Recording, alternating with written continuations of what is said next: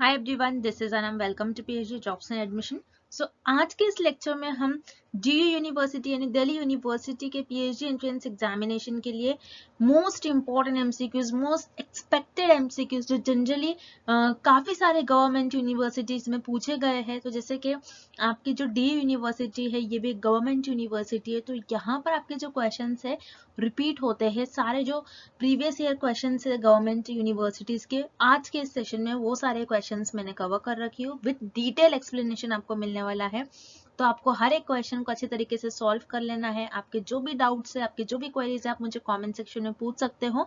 और बहुत से स्टूडेंट्स मुझे पूछ रहे थे कि डीयू यूनिवर्सिटी के जो पीएचडी एंट्रेंस एग्जामिनेशन के एडमिट कार्ड्स है वो कब रिलीज होंगे। तो स्टूडेंट्स, आपको जब भी एडमिट कार्ड आपके रिलीज होते हैं, मैं आपको वीडियो के थ्रू मैं आपको पहले नोटिफाई कर देती हूँ।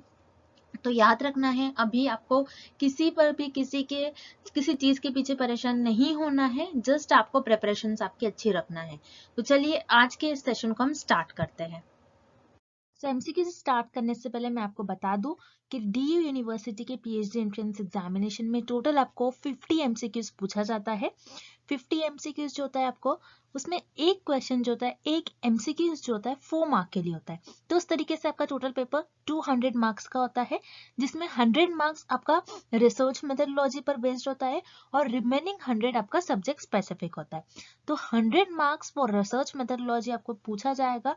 सो रिसर्च मेथोडोलॉजी के लिए मैं आपको बता दूं, यहाँ पर हम आपको कंप्लीट कोर्स प्रोवाइड कर रहे हैं और आपको एग्जामिनेशन में भी सिर्फ एग्जामिनेशन को क्वालिफाई करने के लिए मिनिमम 100 मार्क्स आपको एग्जामिनेशन में लेकर आना ही है। तो मैं आपको बता दूं, हमारे कोर्स के थ्रू आप इजीली पासिंग मार्क्स स्कोर कर सकते हो, यानी 100 में से 85 टू 90 मार्क्स तक आपको हम गारंटी के साथ कहते हैं कि आपको एग्जाम में आ सकता है। हमारा ये 90% गारंटीड कोर्स है, जिसमें जैसे कि आप स्क्रीन पर देख सकते हो, हम आपको वीडियो लेक्चर्स प्रोवाइड करते हैं, जो कि थियोरी एमसीक्यूज दोनों वीडियो लेक्चर्स है। मॉक टेस्ट है, टोटल 10 मॉक टेस्ट है।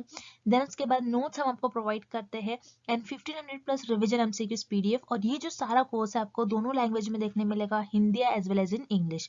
तो काफी, जैसे कि मैंने आपको कहा, 90% हमारा जो कोर्स है वो हमारा जो है टेस्टेबल कोर्स है। 90% स्टूडेंट्स हमारा हर टाइम सारे जो यूनिवर्सिटी के लिए होता है 90% एंड अबव रिजल्ट होता है। तो याद रखना है, ज्यादा टाइम वेस्ट नहीं करना है। आपके एग्जामिनेशन की भी डेट रिलीज हो चुकी है, तो आपको जल्द से जल्द हमारे कोर्स को परचेस करना है। परचेस करने के लिए स्क्रीन पर जो आपको नंबर नजर आ रहा है, उस पर व्हाट्सएप के थ्रू आपको हमें कांटेक्ट करना है, या फिर आप हमारे ऐप के थ्रू भी स्टडी मटेरियल को एक्सेस कर सकते हो, जिसके लिए लिंक मैंने आपके साथ नीचे comment section as well as description box में भी शेयर कर रखा है। So that's it and let's begin with the MCQs. An independent variable means, इस क्वेश्चन में हमें फाइंड आउट करना है कि इंडिपेंडेंट वेरिएबल का मतलब क्या होता है। सो इंडिपेंडेंट वेरिएबल, जिसे हम स्वतंत्र चर कहते हैं, स्वतंत्र इंडिपेंडेंट को कहते हैं और वेरिएबल को हम चर कहते हैं हिंदी में। सो स्वतंत्र चर का मीनिंग क्या है वो हमें इस क्वेश्चन में फाइंड आउट करना है। स्वतंत्र चर का अर्थ क्या होगा इस क्वेश्चन में हमें फाइंड आउट करना है। सो जैसे कि एक्सपेरिमेंटल रिसर्च में हम इंडिपेंडेंट वेरिएबल का इफेक्ट देखते हैं कि इंडिपेंडेंट वेरिएबल का इफेक्ट कैसा हो रहा है डिपेंडेंट वेरिएबल पर। मतलब independent variable and dependent variable के बीच में कैसा कॉज एंड इफेक्ट रिलेशनशिप है, मतलब कैसा कारण और प्रभाव संबंध है, हम ये इंडिपेंडेंट वेरिएबल और डिपेंडेंट वेरिएबल के बीच में देखते हैं एक्सपेरिमेंटल रिसर्च में। सो इंडिपेंडेंट वेरिएबल ऐसा वेरिएबल होता है जिसको आप एक्सपेरिमेंटल रिसर्च में मैनिपुलेट कर सकते हो, चेंज कर सकते हो, ये देखने के लिए कि इसका इफेक्ट कैसा हो रहा है डिपेंडेंट वेरिएबल, ये कैसा इफेक्ट दिखा रहा है डिपेंडेंट वेरिएबल पर, ये कैसा प्रभाव दिखा रहा है आपके डिपेंडेंट वेरिएबल पर। तो जैसे कि इंडिपेंडेंट वेरिएबल को आप चेंज कर सकते हो, मैनिपुलेट कर सकते हो, इसीलिए इस क्वेश्चन का आपका करेक्ट ऑप्शन हो जाएगा option D, a variable being manipulated और वेरीड इन सम वे, जिसे हम हिंदी में कहते हैं एक चर जिसका विभिन्न प्रकार से हेरफेर किया जा सकता है। तो जैसे इंडिपेंडेंट वेरिएबल को आप आपके एक्सपेरिमेंटल रिसर्च में हेरफेर करते हो, उसको बदलते रहते हो, ये देखने के लिए उसका क्या प्रभाव हो रहा है डिपेंडेंट वेरिएबल पर। मतलब इंडिपेंडेंट वेरिएबल को आप मैनिपुलेट करते हो, चेंज करते हो, ये देखने के लिए कैसे डिपेंडेंट वेरिएबल पर अफेक्ट कर रहा है, कैसा इफेक्ट दिखा रहा है। तो आपका इंडिपेंडेंट वेरिएबल का मीनिंग होता है वेरिएबल विच इज मैनिपुलेटेड और वेरिड इन सम वे। मतलब स्वतंत्र चर का मतलब होता है कि स्वतंत्र चर को अब एक्सपेरिमेंटल रिसर्च में हेरफेर करते हो, उसको बदलते रहते हो, क्योंकि ये देख सके कि ये कैसे प्रभाव दिखा रहा है आपके डिपेंडेंट वेरिएबल पर। तो यहाँ पर आपका जो विकल्प डी है, मतलब जो आपका ऑप्शन डी है, ये करेक्ट हो जाएगा। अब इस क्वेश्चन में जो रिमेनिंग ऑप्शन है जो इनकरेक्ट है, उससे भी हम एक बारी देख लेते हैं। अ variable which is only used in control condition. तो यहाँ पर इंडिपेंडेंट वेरिएबल को हम कंट्रोल नहीं कर सकते, कंट्रोल कंडीशन में यूज नहीं कर सकते। तो यहाँ पर आपका ऑप्शन ए और विकल्प है गलत हो जाएगा। देन विकल्प बी, मतलब ऑप्शन बी आपका है, a variable which is serves at the aim of an experiment. तो आपका जो इंडिपेंडेंट वेरिएबल होता है, ये एक्सपेरिमेंट का आपका एम नहीं होता है, क्योंकि एक्सपेरिमेंटल रिसर्च में आपका एक्सपेरिमेंट का क्या एम होता है कि ये देखना कि इंडिपेंडेंट और डिपेंडेंट वेरिएबल के बीच में कैसा कॉज एंड इफेक्ट रिलेशनशिप है, मतलब आपके इंडिपेंडेंट वेरिएबल और डिपेंडेंट वेरिएबल के बीच में कैसे कारण और प्रभाव संबंध है, ये देखना होता है, ना कि सिर्फ इंडिपेंडेंट वेरिएबल आपके एक्सपेरिमेंट का एम होता है। तो यहाँ पर आपका जो ऑप्शन बी है, मतलब विकल्प बी है, ये करेक्ट हो जाएगा। एक चर जो एक प्रयोग के उद्देश्य के रूप में कार्य करता है। तो यहाँ पर आपका विकल्प बी गलत हो जाएगा। Then option C, a variable which shows effect और द मैनिपुलेशन। तो ये इफेक्ट नहीं दिखाता है, लेकिन हम इसको मैनिपुलेट कर सकते हैं, लेकिन ये इफेक्ट नहीं दिखाता है। इफेक्ट और मैनिपुलेशन कर रहे हो, सॉरी, इफेक्ट और आप उसको मैनिपुलेट कर रहे हो, ऐसा नहीं।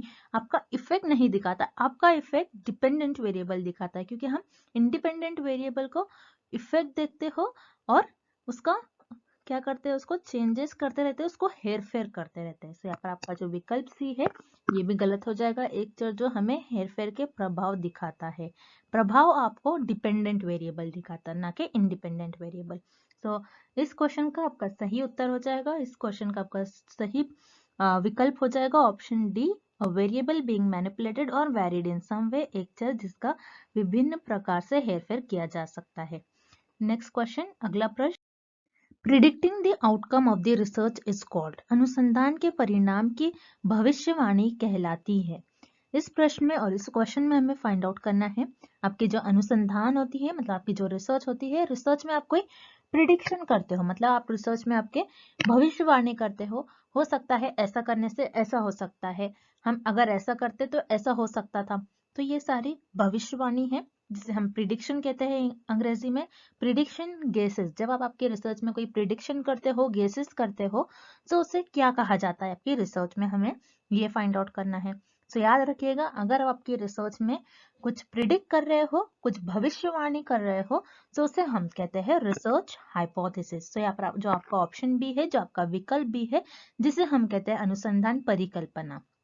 याद रखिएगा, हाइपोथेसिस को आप हिंदी में कहते हो परिकल्पना।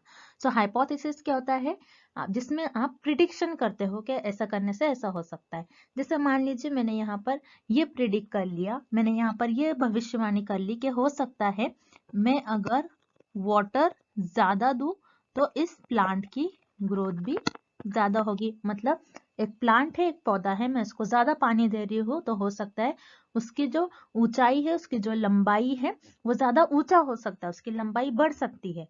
तो यहाँ पर ये मेरा प्रिडिक्शन है, ये मेरी भविष्यवाणी है। मुझे पता नहीं है कि एक्चुअल में कि मैं अगर वाटर दूंगी तो ही प्लांट की ग्रोथ होगी। मैंने ऐसा नहीं बोला है कि हो सकता है अगर मैं उस प्लांट को वाटर ज्यादा दूं तो हो सकता है उस प्लांट की ग्रोथ भी ज्यादा हो। तो ये मेरी भविष्यवाणी है, ये मेरी प्रिडिक्शन है, मेरे गेसेस है।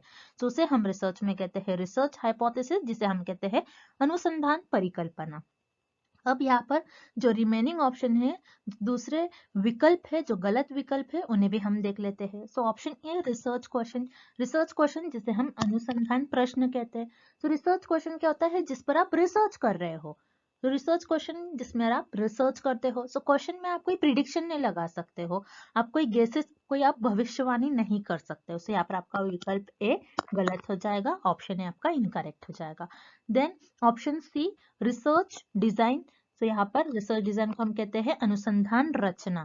तो आप अनुसंधान रचना में आप प्लानिंग करते हो, आप किस तरीके से आपकी रिसर्च करोगे। अनुसंधान रचना में आप कोई भविष्यवाणी नहीं करते हो, ना ही आप कोई प्रिडिक्शन और गेसेस करते हो। तो यहाँ पर आपका ऑप्शन सी और विकल्प सी भी गलत हो जाएगा।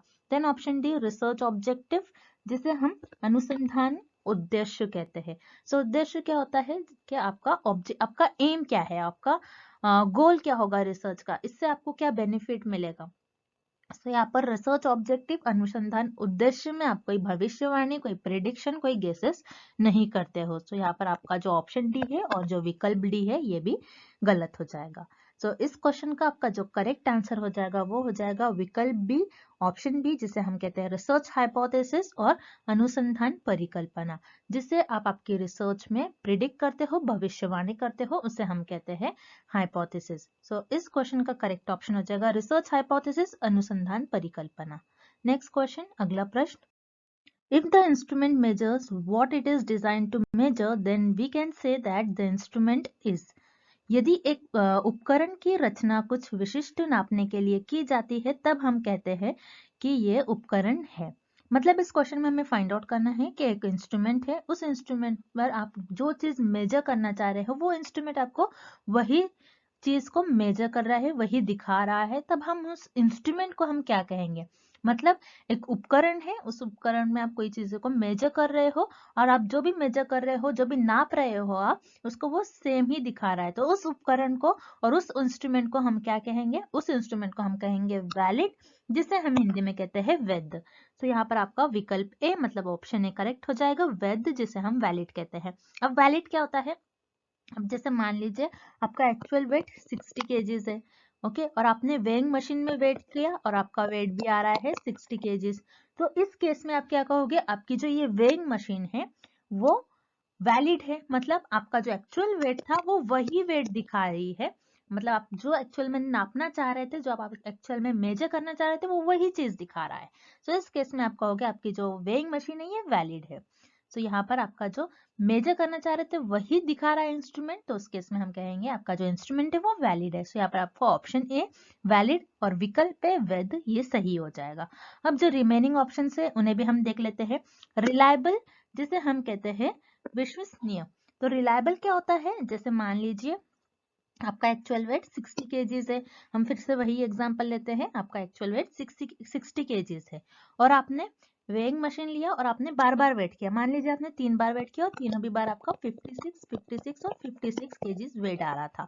तो यहाँ पर आपने क्या किया, 3 बार आपने वजन किया और आपका वजन तीनों भी बार 56 और 56 से आ रहा था। मतलब इस केस में आप जो नापना चाह रहे थे, आपकी जो एक्चुअल मेजरमेंट है, आपकी जो एक्चुअल रीडिंग है वो नहीं दिखा रहा है मशीन। सो इस केस में आपका हो गया आपकी जो वेइंग मशीन है ये रिलायबल है। सो यहाँ पर आपका ऑप्शन बी इनकरेक्ट हो जाएगा, क्योंकि रिलायबल क्या होता है, जो एक्चुअल में होता है उसको वो मेजर नहीं कर पाता है और बार बार रीडिंग लेने पर सेम ही आती है, उसे हम कहते हैं रिलायबल।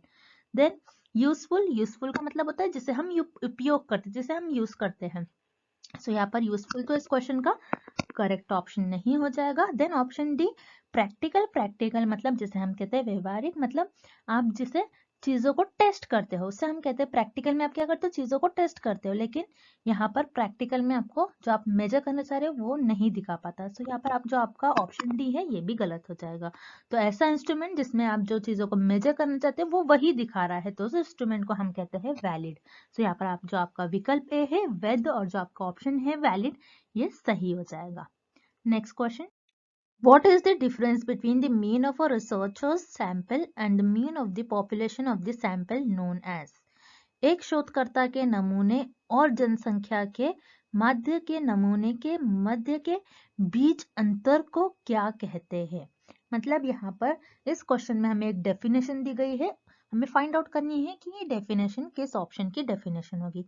अब इस डेफिनेशन में हमें ये बताया गया है कि आपके जो पॉपुलेशन है, मतलब आपकी जो जनसंख्या है, जनसंख्या और आपके जो सैंपल मतलब रिसर्चर्स के सैंपल, मतलब आपके जो सैंपल से आपको इंफॉर्मेशन मिल रही है उसका मीन, पॉपुलेशन का मीन और सैंपल का मीन से आपको जो इंफॉर्मेशन मिल रही है उनका डिफरेंस, उनका डिफरेंस क्या होगा, उनका अंतर को हम क्या कहेंगे। मतलब यहाँ पर पॉपुलेशन का आपका मीन, पॉपुलेशन का मीन माइनस सैंपल का मीन, इस डिफरेंस को हम क्या कहेंगे। सो यहाँ पर आप क्या कर रहे हो, पॉपुलेशन का मीन मतलब पॉपुलेशन का जो भी मीन होगा वो आप लिखोगे और सैंपल का मीन, सैंपल जिस पर हम रिसर्च परफॉर्म करते हैं, जिस पर हम शोध परफॉर्म करते हैं। तो शोधकर्ता का जो सैंपल होता है और सैंपल से हमको जो इंफॉर्मेशन मिलती है उसका डिफरेंस, अगर आप इन दोनों का डिफरेंस लोगे तो इस डेफिनेशन को हम कहते हैं sampling error, sample error, sampling error और सैंपल एरर। तो ये जो डेफिनेशन आपको दी गई है, सो ये डेफिनेशन आपकी होगी सैंपल एरर की, जिसे हम कहते हैं नमूनाकरण त्रुटि। तो यहाँ पर आप जो आपका ऑप्शन ए है ये सही हो जाएगा। सो ये डेफिनेशन जो आपको गिवन है ये सैंपल एरर की गिवन है। अब जो रिमेनिंग ऑप्शन है उसे भी हम एक बारी देख लेते हैं। सो कॉन्फिडेंस इंटरवल, जिसे हम कहते हैं विश्वास अंतराल।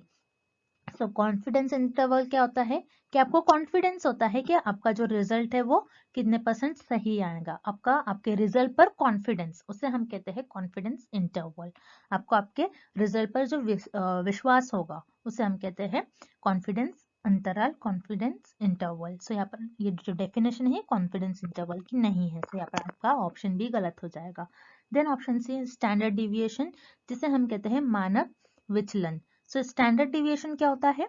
स्टैंडर्ड डिविएशन बताते हैं कि आपका डेटा किस तरीके से स्प्रेड आउट है, आपका डेटा कितना स्प्रेड है, ये बताता है आपका स्टैंडर्ड डिविएशन। सो यहाँ पर आपका स्टैंडर्ड डिविएशन की भी हमें डेफिनेशन नहीं गिवन है, सो यहाँ पर आपका ऑप्शन सी भी गलत हो जाएगा। Then option D confidence significance level, जिसे हम कहते हैं सार्थकता स्तर।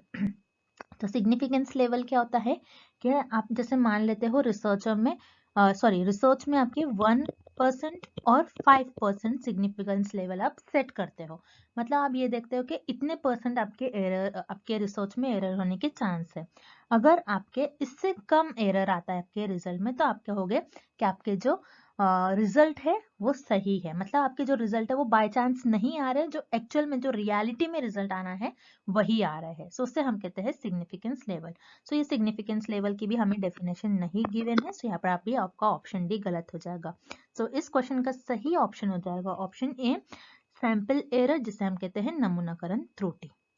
Next, highest level of measurement is, नाप का उच्चतर स्तर क्या है? इस क्वेश्चन में हमें फाइंड आउट करना है आपके जो स्केल ऑफ मेजरमेंट है, आपके जो लेवल ऑफ मेजरमेंट्स है, उसमें आपके जो कौन सी स्केल है जिसका लेवल हाई होता है, जिसमें ऐसी स्केल ऑफ मेजरमेंट जिसका सबसे ज्यादा लेवल हाईएस्ट होता है।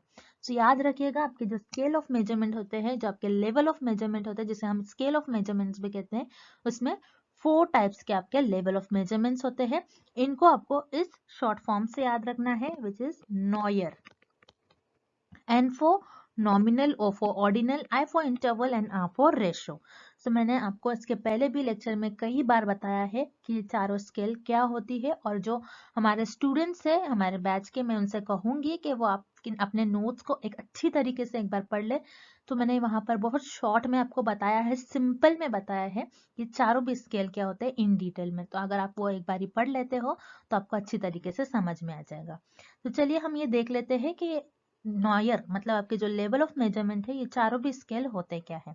तो नॉमिनल क्या होता है, जिसमें आपके पास जो भी डेटा होता है आप उसको कैटेगराइज करते हो, आप उसको उनके फीचर्स के बेसिस पर डिवाइड करते हो। ऑर्डिनल में सेम उसी तरीके से करते हो, एज वेल एज आपके डेटा को आप रैंक देते हो और ऑर्डर देते हो। देन इंटरवल में आप सेम ऑर्डिनल की तरह ऑर्डिनल के ही कैरेक्टरिस्टिक्स होते हैं, एज वेल एज आपके जो इंटरवल मेजरमेंट होते हैं, इंटरवल स्केल होती है, उसमें आप क्या करते हो, आपके पास जो भी डेटा होता है उसको एक इक्वल इंटरवल्स पर अरेंज करते हो। और इंटरवल में याद रखिएगा आपका जो जीरो होता है ये आर्बिट्री होता है, आपका जीरो आर्बिट्री होता है।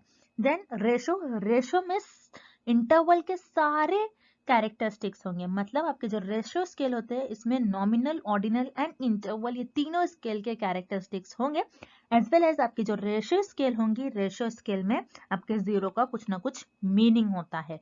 तो याद रखिए रेशियो स्केल जो है आपकी ये हाईएस्ट लेवल ऑफ स्केल होती है, जिसमें सारे स्केल्स के कैरेक्टरिस्टिक्स प्रेजेंट होते हैं, इसलिए आपका जो रेशियो स्केल होती है ये हाईएस्ट लेवल ऑफ मेजरमेंट होती है। तो इस क्वेश्चन का आपका करेक्ट ऑप्शन हो जाएगा ऑप्शन ए रेशो, जिसे हम कहते हैं अनुपात। Next, out of the following which one is a discrete variable, निम्नलिखित में से कौन सा असतत चर है। इस क्वेश्चन में हमें फाइंड आउट करना है कि हमें जो दिए गए ऑप्शंस में से कौन सा ऐसा ऑप्शन है जो आपका डिस्क्रीट वेरिएबल का एग्जाम्पल होगा, मतलब जो आपके असतत चर का एग्जाम्पल होगा। सो याद रखिएगा आपके जो रिसर्च होती है, रिसर्च में आपके दो टाइप्स के वेरिएबल होते हैं। रिसर्च में आपके दो टाइप के वेरिएबल होते हैं, जो होते हैं आपकी एक कंटिन्यूअस वेरिएबल और एक होती है आपकी डिस्क्रीट वेरिएबल। सो कंटिन्यूअस वेरिएबल क्या होता है, जिसमें हर एक नंबर पॉसिबल हो, जैसे 1 डिस्क्रीट वेरिएबल में 1, 1.1, 1.2, 3.1, 3.2, 4, 4.2, 4.7, ये सारे ऐसे नंबर्स पॉसिबल हो। और डिस्क्रीट वेरिएबल क्या हो सकते हैं, जैसे जिसमें 1, 2, 3, 4, 5, 6, 7, 8, 9, 10 ऐसे नंबर्स पॉसिबल हो। तो याद रखिएगा डिस्क्रीट वेरिएबल में 1 और 2 के बीच में जो नंबर्स आते हैं, जैसे 1.1, 1.2, 1.3, 1.4, 1.5 एंड सो ऑन, तो ये सारे नंबर्स डिस्क्रीट वेरिएबल में पॉसिबल नहीं होंगे। तो उसे हम कहते हैं डिस्क्रीट वेरिएबल, जिसे हम कहते हैं असतत चर। अब इस क्वेश्चन में हमें देखना है कि डिस्क्रीट वेरिएबल का एग्जाम्पल हमें किस ऑप्शन में गिवन है, मतलब असतत चर का एग्जाम्पल हमें किस ऑप्शन में गिवन है। तो हम 1 बाय 1 ऑप्शंस देखेंगे, एक एक कर हम सारे विकल्प को देखेंगे। Option A, type of offender example burglar and thief. मतलब टाइप ऑफ ऑफेंडर का मतलब होता है अपराधी का प्रकार, मतलब जो जुर्म करते हैं, जो क्रिमिनल होते हैं उनके प्रकार। कोई थीफ होता है मतलब कोई चोर होता है, कोई सिंधमार होता है मतलब कोई बर्गलर होता है। सो इसके टाइप्स है। सो इन सारे के टाइप्स मतलब ये एक फीचर दिखा रहा है कि आपको जो अपराधी होते हैं, जो क्रिमिनल होते हैं, उनके टाइप्स दिखा रहा है। सो ये कौन से भी आपके जो ये वेरिएबल्स है, वेरिएबल्स में लाइन नहीं करेंगे। सो यहाँ पर जो आपका ऑप्शन ए है, जो आपका विकल्प है, ये गलत हो जाएगा। Then option B, favourite animal मतलब पसंदीदा जानवर। किसी का पसंदीदा जानवर, किसी का फेवरेट एनिमल, हम उसको ऐसा नहीं बोल सकते किसी का फेवरेट एनिमल 1 है, किसी का फेवरेट एनिमल 2 है, किसी का फेवरेट एनिमल 1.1 है, हम ऐसा तो नहीं कह सकते हैं। तो यहाँ पर जो आपका ऑप्शन बी है ये भी गलत हो जाएगा, ये भी आपका डिस्क्रीट वेरिएबल का एग्जाम्पल मतलब आपके अजदर का एग्जाम्पल नहीं होगा। Then option C, number of reported crimes in a week. एक वीक में कितने क्राइम हुए हैं, एक सप्ताह में रिपोर्ट किए गए अपराधों की संख्या। किसी अपराध अपने मान लीजिए किसी ने क्राइम्स किया, मतलब आपके एक वीक में किसी ने कितने क्राइम्स किया, उनकी संख्या, उनके नंबर्स। सो यहाँ पर आप बोल सकते हो एक वीक में 10 क्राइम्स हुए हैं, एक वीक में 11 क्राइम्स हो गए, एक वीक में 2 क्राइम्स हो गए। आप ऐसा नहीं कह सकते एक वीक में 1.1 क्राइम हुए हैं, आप ऐसा नहीं कह सकते हो एक वीक में 2 क्राइम हुए, एक वीक में 3 क्राइम्स हुए हैं, आप ऐसा कहोगे।